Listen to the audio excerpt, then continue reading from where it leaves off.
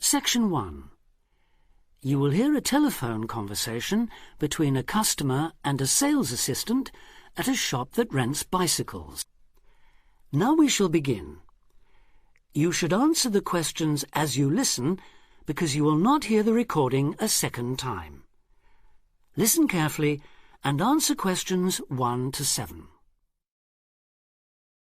Hello, Clark's Cycle Hire. My name's Keith. How can I help you? Oh, hello. I saw your ad in the local paper, and as I'm thinking of doing some cycling, I'm wondering what kinds of bike you have and what your prices are like. Well, we hire out two main types of machine, touring and mountain bikes. Are you likely to be riding off-road, do you think? No, I'll probably be sticking to roads and country lanes, so a touring bike would be best, I think. Right, well, the rate will be £50 for a week or £14 per day. So it's a lot cheaper to rent by the week? Yes, definitely. Though it's important to bring the bike back on time. Otherwise, I'm afraid we have to charge a late return fee. And how much is that? For each additional hour, it's £1.25. So if you were a day late, it would cost another £30? Yes, that's right. I'd make sure I didn't do that then. I should also point out there's a deposit which you get back when you return the bicycle. In good condition, of course. On touring models, it's £60. Is there anything else I'd have to pay? No, that's it. Though if you're planning to ride fairly long distances, you might like to have one or two accessories. Such as? Well, for another £5, we can supply lightweight bags, either panniers or the handlebar sort. It's amazing how much they can carry, and the way they're designed means they don't get in the way when you're riding. Well, I'll see. But what about essential things like a pump and a repair kit? I wouldn't have to pay extra for those, would I? No, there's no charge for things like that. Or for a lock. It's a good strong one, too. Just make sure you don't lose the key. That reminds me, what about insurance? What happens if someone steals the bike, in spite of the wonderful lock? Didn't I mention that? Oh, I should have told you that's included in the rental, too. And it covers everything, does it? It covers you against theft of the bike, yes, as long as it's securely locked at the time. You'd have to pay part of any individual claim, though. How much? If the bike was stolen and not recovered, you'd be liable for the first £100. So, if I do go ahead and rent one, how do I pay? By cheque or would it have to be cash?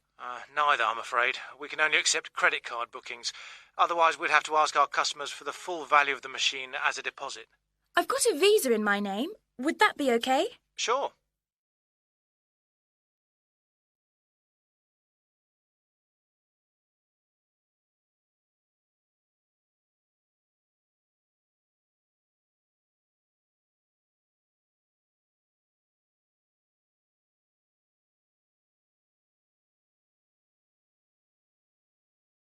Section 1. Now listen and answer questions 8 to 10. So if I want to have a look at the bikes, how do I find you? I live near the university, by the way. Right. First you take Woods Road as far as the main police station. I know it. It's right next to the park. Yes, that's it.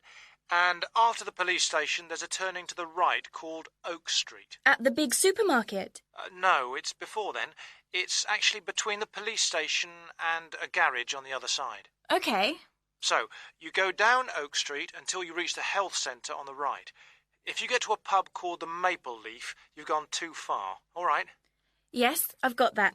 Now, opposite the health centre, there's a pharmacy, and we're just behind that. OK, fine. I'll try to call over sometime tomorrow. Great. See you then. Bye.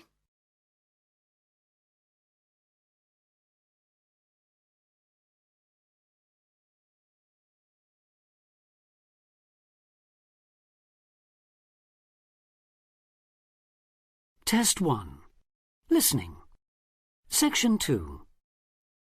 You will hear an extract from a radio programme for people who live abroad. Listen and answer questions 11 to 17.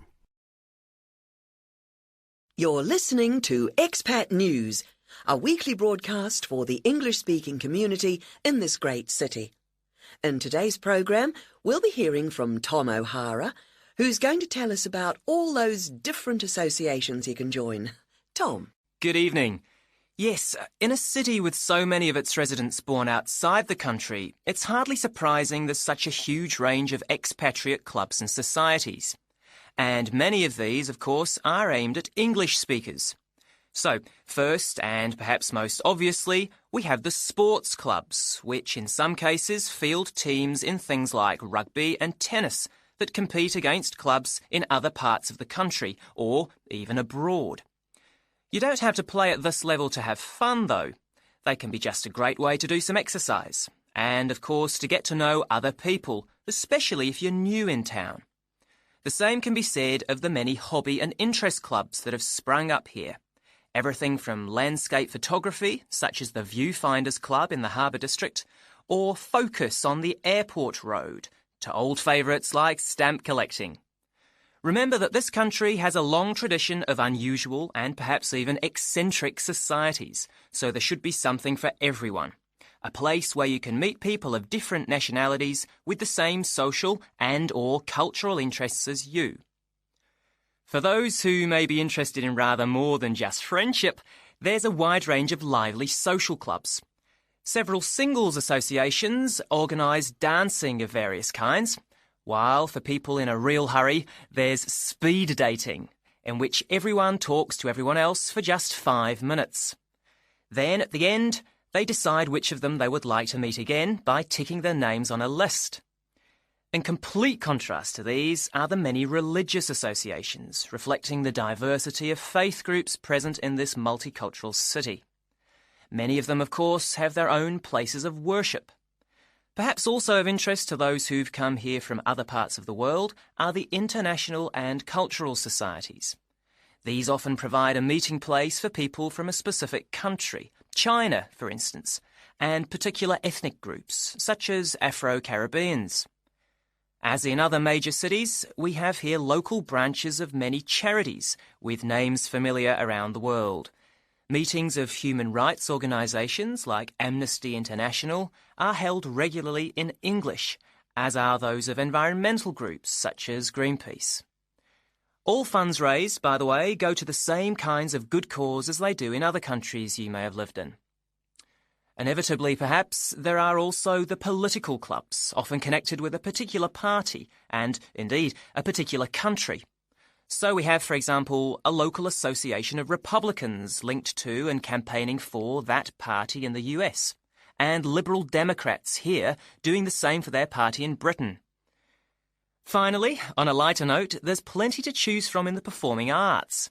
Whether you enjoy taking part or just watching and listening, you can take your pick from a whole range of groups. To take just a couple of examples, there's light opera at the Memorial Hall in the city centre, or a very lively amateur theatre company in the Park District.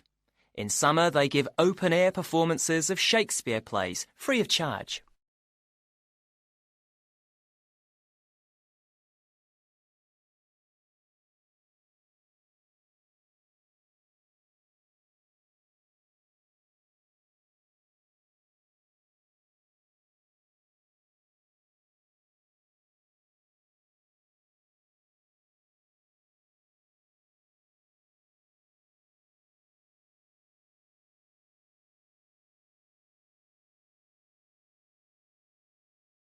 Test 1. Listening. Section 2. Now answer questions 18 to 20.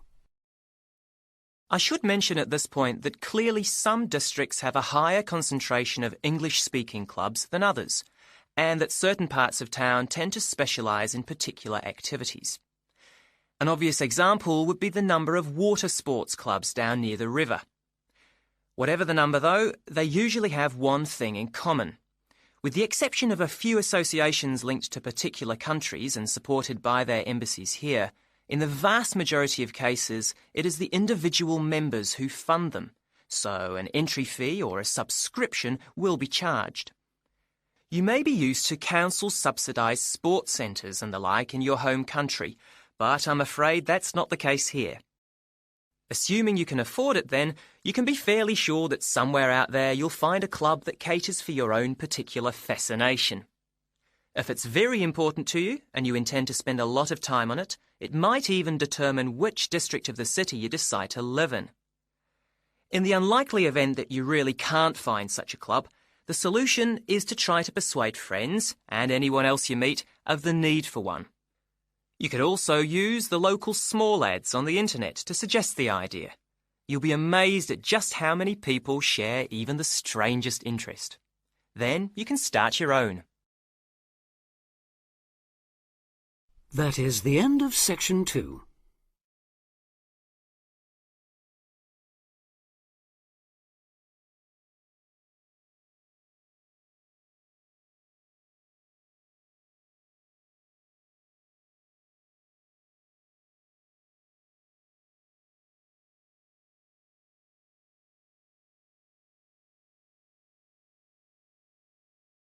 Test 1. Listening. Section 3. You will hear a tutor and 2 students discussing the best ways to study.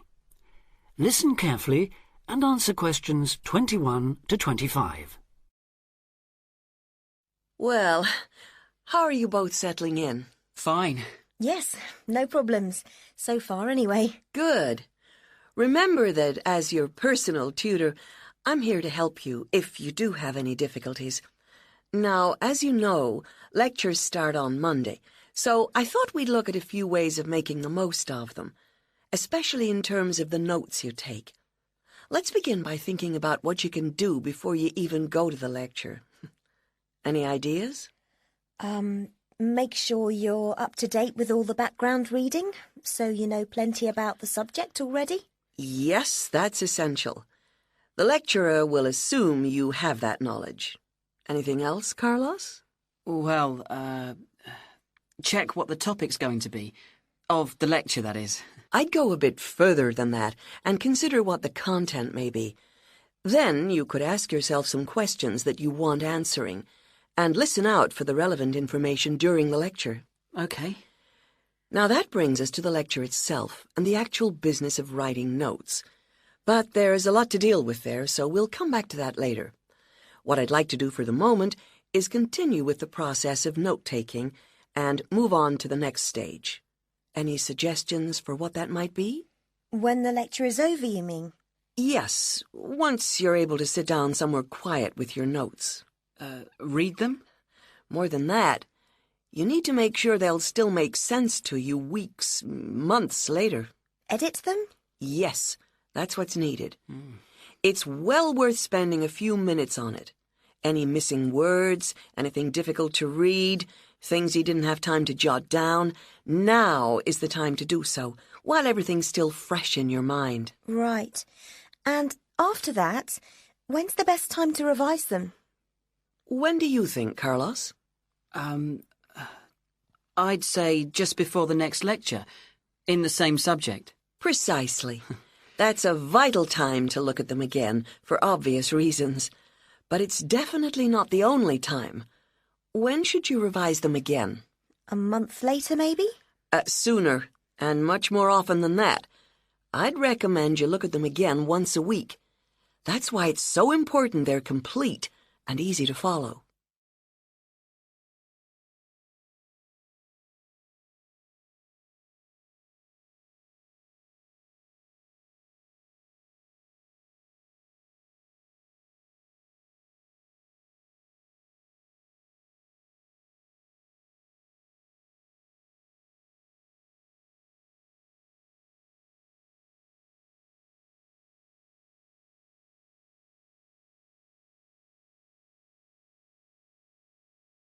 Test 1.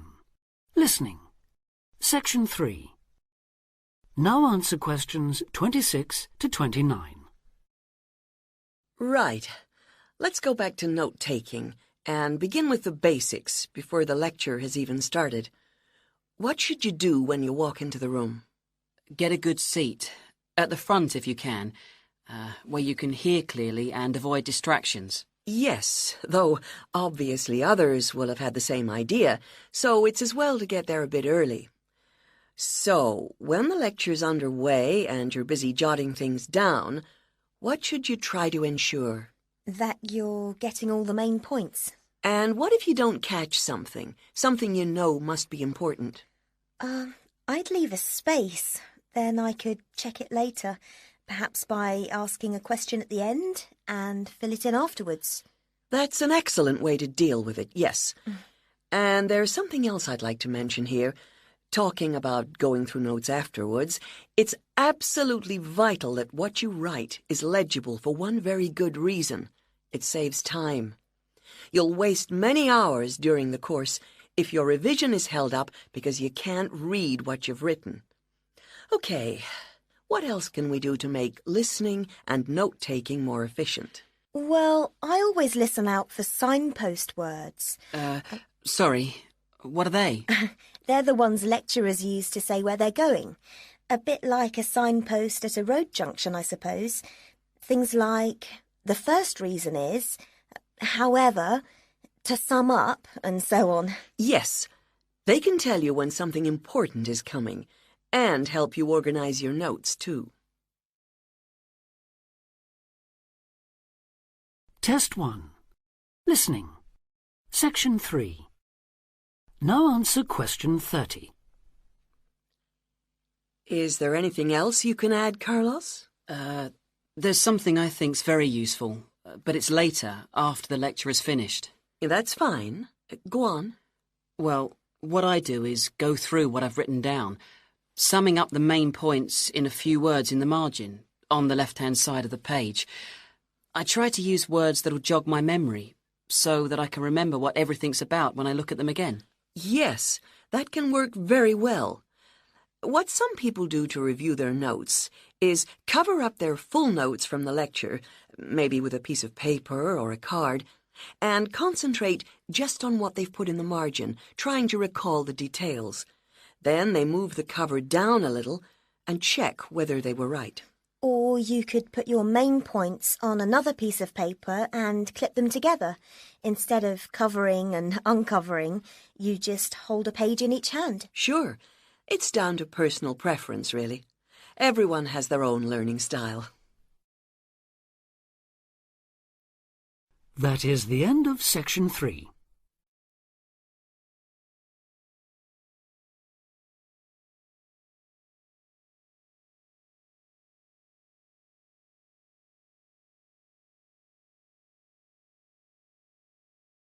Test 1.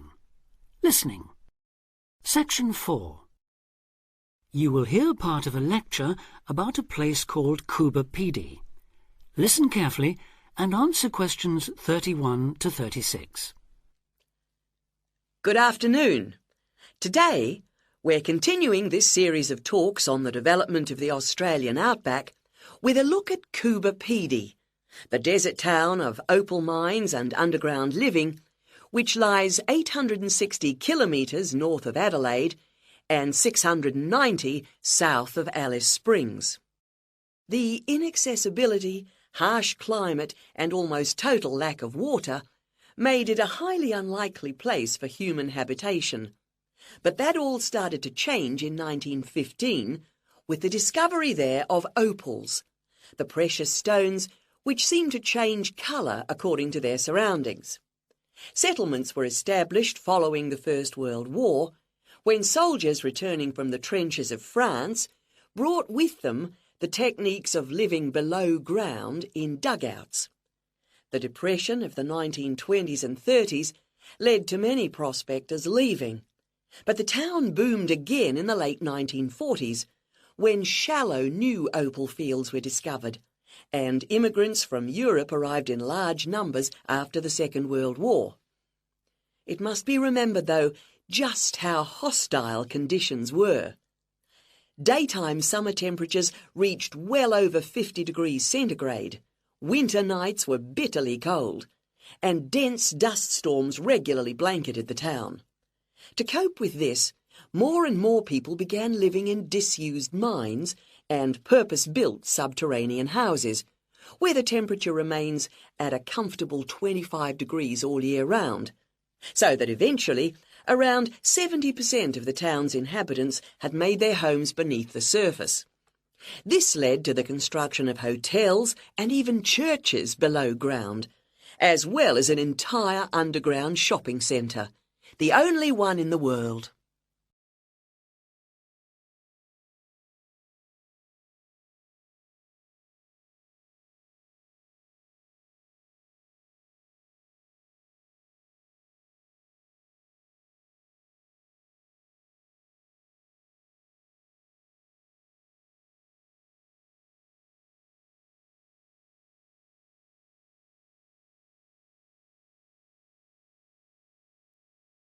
Test 1.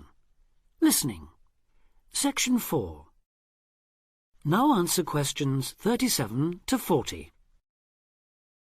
Perhaps not surprisingly, this has now led to the emergence of a secondary industry, tourism. Increasing numbers of visitors come to see the tunnels and the caves with their ventilation shafts, the weird machines lying about in the town, and, just beyond it in the scorched red desert, the conical hills thrown up by the world's biggest opal mines. It's a logical stopping place for travellers too. The nearest town to Coober Pedy is Woomera, in the prohibited area once used for launching space rockets. But even that is an enormous distance away. Within the town itself, there are plenty of hotel rooms and a number of ethnic restaurants. Remember that Coober Pedy is one of the most multicultural places in Australia, with an estimated 45 nationalities represented, and its very own Opal Museum.